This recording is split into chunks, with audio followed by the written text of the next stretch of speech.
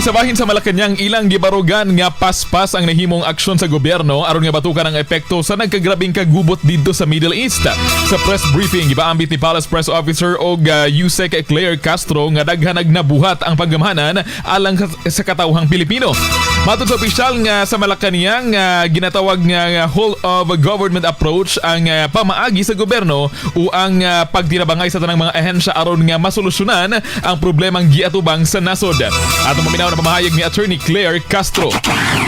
Nagtutulungan po ang bawat ahensya. As a matter of fact nga po, binanggit po ni Secretary Sharon Garin, pati po ang DFA ay nakikipagtulungan na po para makahanap ng alternative countries for the supply. Nandyan po ang Canada, USA, South America countries, including Russia. Yan po ay ayon kay Secretary Sharon Garin. Gani gipahibalo sa Malakanyang nga miabot na ang unang shipment sa diesel nga giangkat sa Department of Energy kun DOE nga miabot nga to sa kapin kun kulang 22,000 ka litro or 142,000 barrels nga dugang supply alang sa nasod.